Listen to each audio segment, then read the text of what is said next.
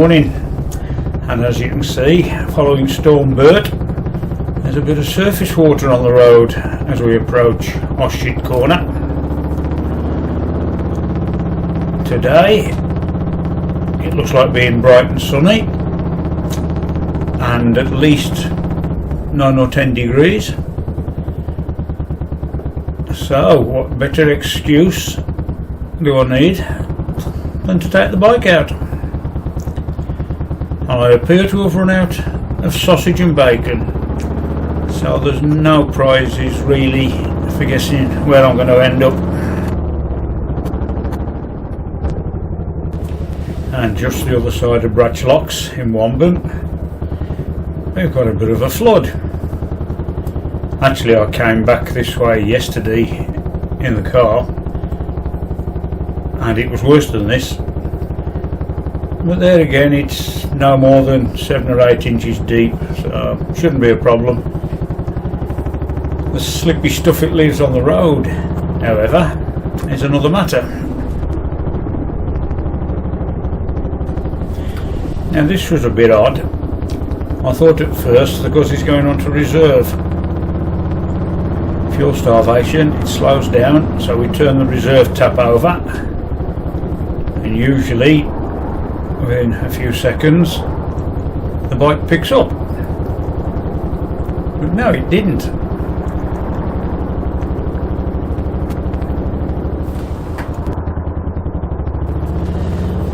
The safest thing to do is get off the road and have a little look at everything.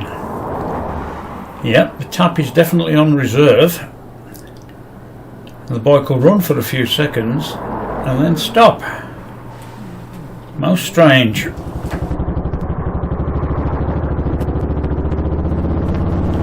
Eventually it started running again.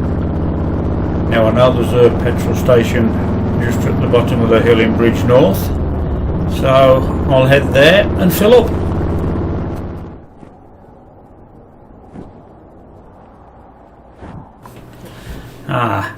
This is a pay at the pump only pump. Right, let's take a little wander to the next pump.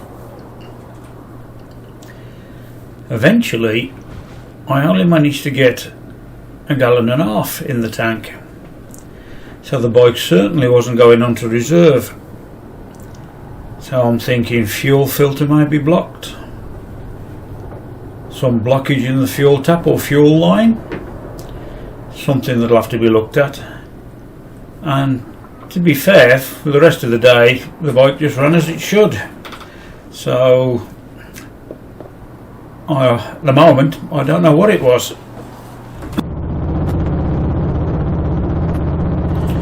And as we cross the river at Bridge North, there's certainly a lot of water in there.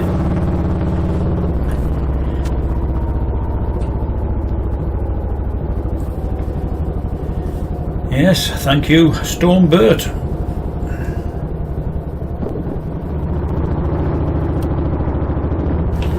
Now, just for a change, I'm doing this run the other way around. Normally, I'll go Bewdley, Clee Hill, then down to the Ludlow Farm Shop, then come back along the longest road in the world to Moorville, and then Bridge North.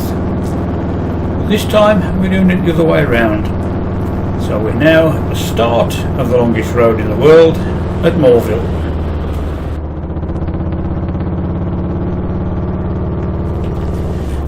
And before too long we reach the turn off for Ludlow.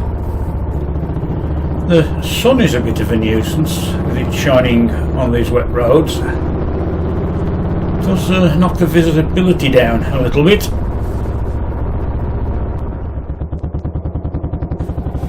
Now just before Ludlow Racecourse all the traffic had stopped. There was nothing coming down the other way for a while, so I thought, oh no, I'll go to the front and see what the hold up is.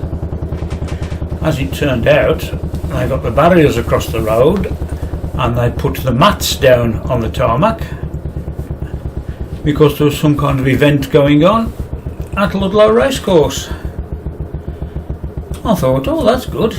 I can stand here for a few minutes and take in a spot of horse racing. But it wasn't to be. I was taking down the barriers. Maybe the going was a little bit soft, considering all the rain we've had recently. Anyway, let's head back to the Guzzi and get ready to make a move.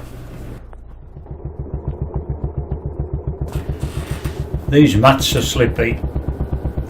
It's like riding on fresh snow. It squashes a little bit. The front end, oh, I'll just let it go where it wants to.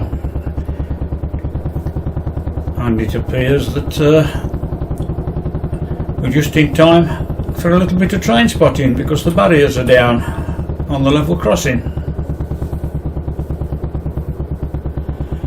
Another one of those slippery mats this time. Oh, I think I'll go around it.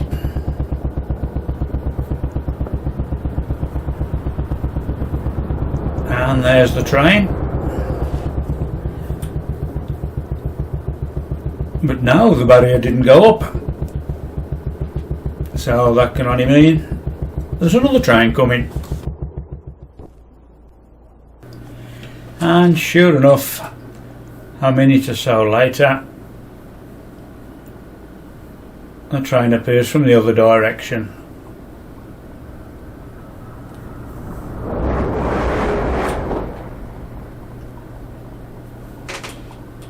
Right, stand up, decompressor in, press the start button, and away we go. The Ludlow farm shop is only about a mile down this road now, so we're virtually there. And here we are, Ludlow farm shop. Bacon and sausage time.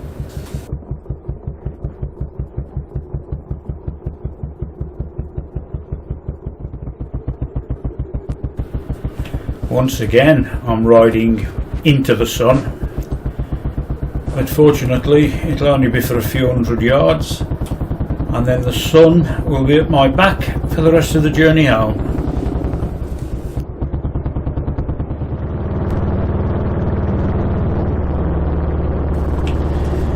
It's certainly a bright and clear day today as we roll up to Cornbrook Corner up on Clee Hill. Not too cold, about 8 or 9 degrees, so yep, we can live with that.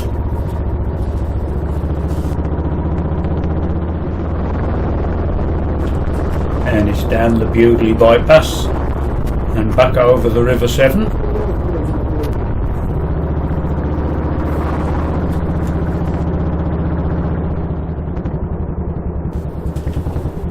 This estate car seems to be a bit all over the road, no indication, and just swapping lanes willy-nilly. We'll keep well away from him, I think. So I did keep well away from him until we reached Hagley, when I got in the right hand lane to carry straight on.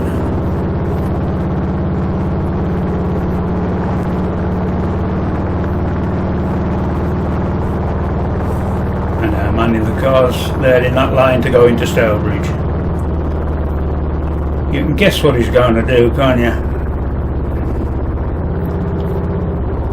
Oh yes, I want this lane. No indication or anything. Tell you what, let's go and have a look at the driver, see if he's as stupid as he drives. Oh, there you go. He's on the telephone. I had a few choice words with him. Thanked him very much. Bless his little cotton socks, etc. Prat. Yeah, it's only about 20 past, 3:30. So no real hold up on the M5. And before long, here we are, Junction 1.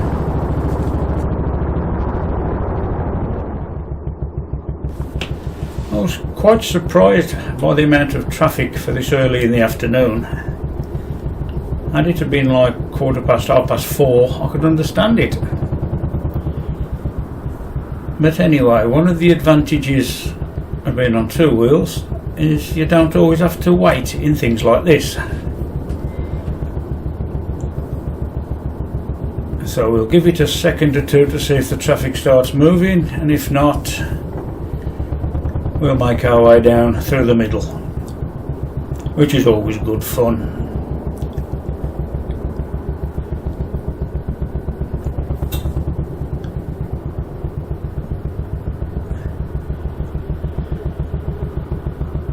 Yep, okie doke, I think we can get through there. Okay folks, mind your mirrors, coming through.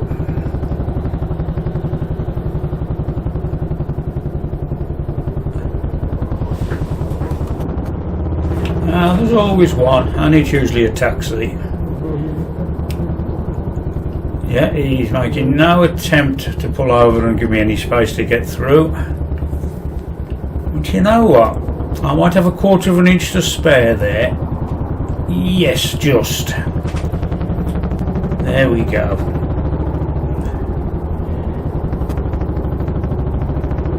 And a bit further on is a silver van there, who didn't like the fact that I'd passed him in the traffic.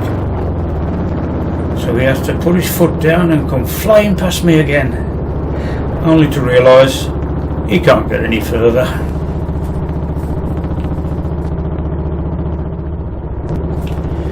And as we roll up to Oshit corner from the other direction, it ain't been a bad day out.